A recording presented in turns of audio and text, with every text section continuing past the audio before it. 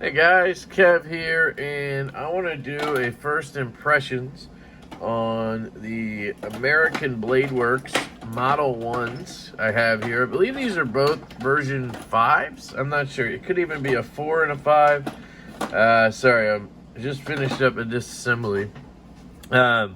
So these are both in from Brandon Ziegler. He's a buddy on Instagram I talked to, a fellow lefty.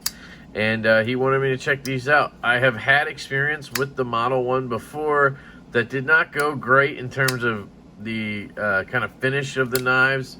One had a super weak detent and one had a super strong one, and I kind of just at that point sent them back and just kind of gave up on it. The maker, Michael Martin, great dude. His customer service was fantastic, so I have nothing but good things to say there. It just didn't work out that first time around. Will I try it again? Yes, at some point I will definitely give these a shot again. Looks like he's starting to get these dialed in perfectly. The two I have here from Brandon, man, these detents are perfect. I can't fail it.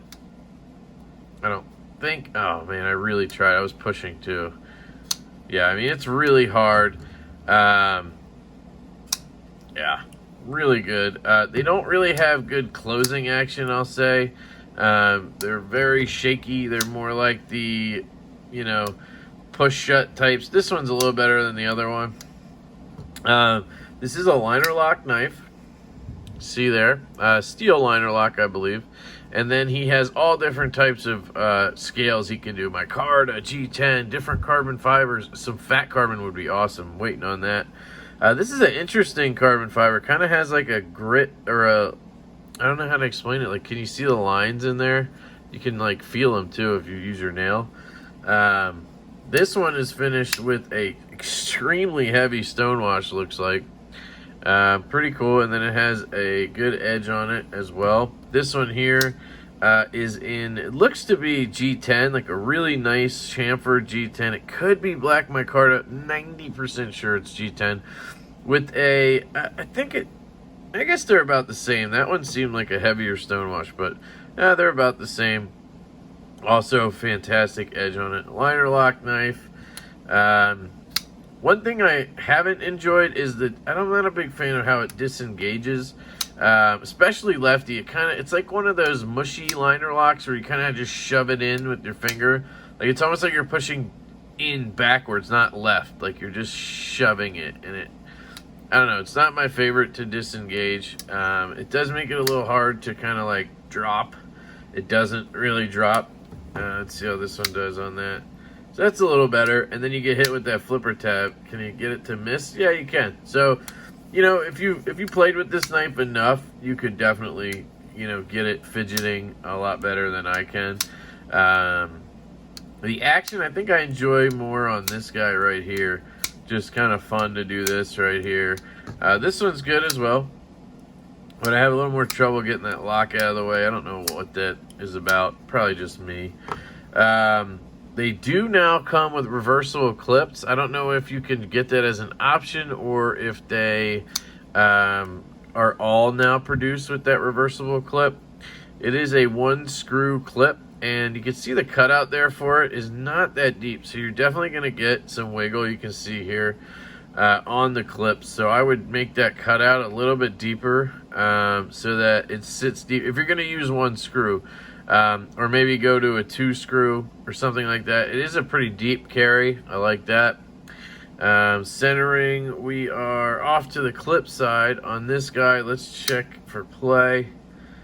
No, it's pretty rock solid. Maybe the tiniest bit if I really wrench it. A little bit of lock rock. This one, nothing, and a little bit of lock rock. So maybe they all have a little bit of lock rock. Centering on this one, that's pretty much dead on, dead nuts right there, guys. Maybe slightly off to the show side. And when I said clip side, I meant show side on this. It's just this one has the lefty clip on it. But these are pretty dang close. One thing I like to note is these are American-made knives. These go for around the $200 mark. And with the materials they come with, now I don't know if the new ones with 20 CV are still 200 bucks ish, but any, 250 even. I mean, you're in like TRM territory, and this is one guy essentially making these. He's a CNC machinist by trade. That's what he did. And the company he worked for has made knives in the past, so he kind of had an idea of how to do it, and then he just wanted to go on his own, and he's been making these knives. I mean, 250 bucks for essentially a fully custom knife. It's a custom knife. I mean, the guy's making it by himself in a shop. So, yeah. I think these might come with skiff bearings. I'm not sure. I remember Brandon telling me about them. I'm sure his have them. But I heard something about they may be using skiff bearings from factory at American Blade Works at this point. You have obviously captive pivot, which is awesome to see. Yeah, just a cool, interesting American-made knife. I mean, if you're trying to buy American, there's not that many options out there. Especially in this price range. So I could definitely implore you to go check these out. Ergonomically, it's super comfortable in hand, and then you have this kind of choke up position in front of the flipper, even more comfortable. These blades obviously are going to cut. These are Brandon's. Sorry, I didn't want to keep talking while I bent over. These are Brandon's knives, so I think he has put edges on these. But regardless, they're going to come very sharp from factory, from American Blade Works. Michael Martin is a really cool dude. I actually talked to him a little bit when I had the ones I had. He sent me some stuff along with the second one, just as like really good customer service stuff.